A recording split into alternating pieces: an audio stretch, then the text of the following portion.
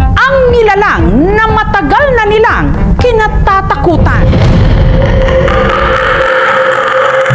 Parang tao, kulay itim. Ang laki po talaga ng mga ngipin. Naninindig po, balahibo ko. Nangangain daw ng tao. Lagi po nila akong inaabangan. Hindi kanya titigilan.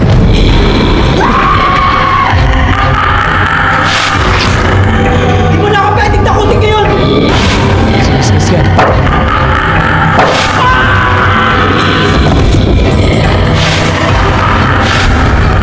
Hindi ako lang matakot sa'yo!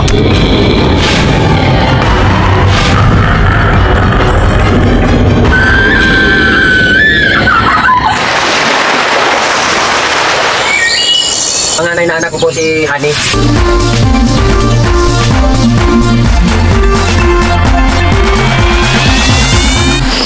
Ana!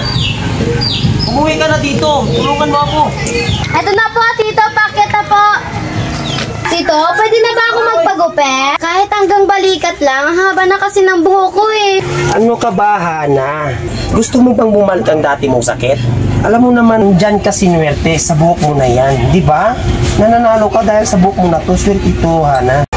Eh, Tito, parang ang bigat na kasi ng buhok ko eh. Mamaya, ang talampakan ko na to. Hana, iba pa rin ang babaeng mahaba ang buhok. Sige na nga, tay.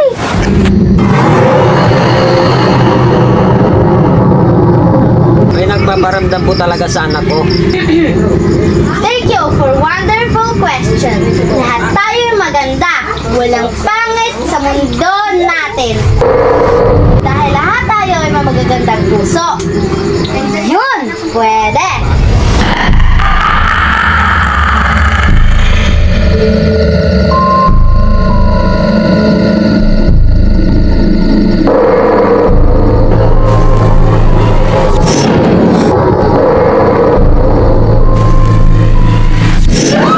Nakakagulat naman yung mukha mo, tay. Ano? Hindi, tay. May nararamdaman ng akong kakaiba. Nakakatakot. Hay naku nak, guni-guni mo lang yun. Pati ako na pinagkakamalan mong aswang.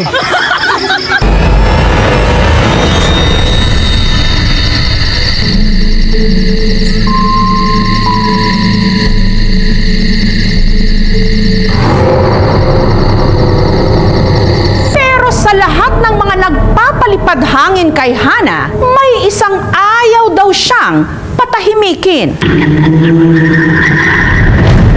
Lalaro po kami ng mga pinsan ko noon. Gusto ko po sana pumasok sa butas ng kawayan.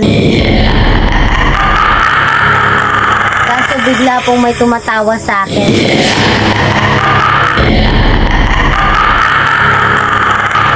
Ang lalaki po ng mga ngipin niya. Tapos yung mata niya lumiliwanag. Tatakot ko po, hindi ko siya kayang titigan. Kinalaunan, ang maligno, mas lalong naging agresibo. Kahit ako mismo nakakita rin eh. Lakad ako ng lakad, tapos bigla akong napahinto. Kasi nararamdaman ko na parang nasa likuran ko lang siya. Tapos paglingon ko,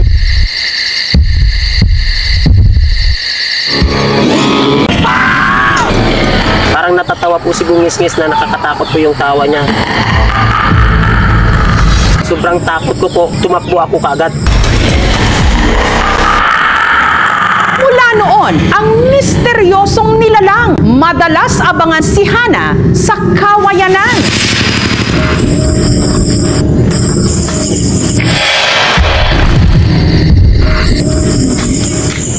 Dito lang ako, Tito. Ito ba ang boarding house mo? Opo, Tito. Ito po yung boarding house ko. Sige. Alis na ako ha. Mag-ingat ka dito. Okay. Bye, Tito.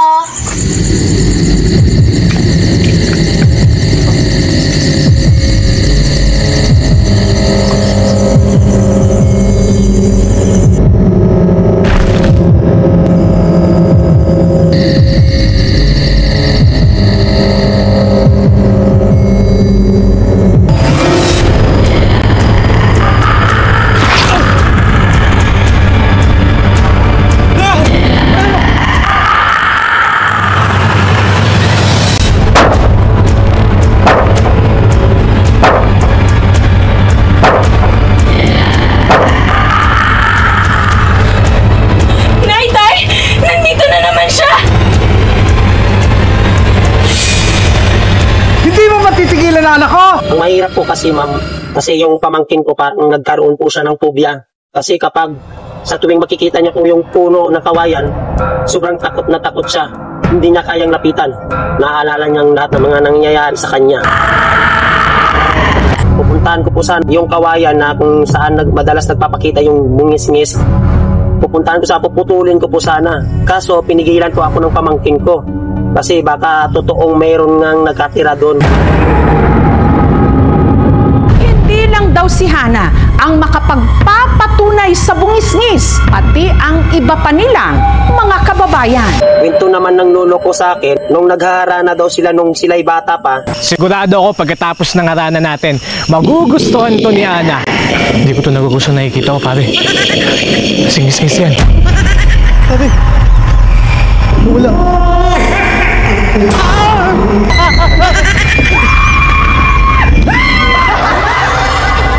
Sobrang takot ng mga kaibigan niya nung nakita si Bungis-ngis na nakangisi. Alam niyo naman yung ngisi ni Bungis-ngis, yung nakakatawa na nakakatakot na tawa na parang kakain ng tao. Ganun.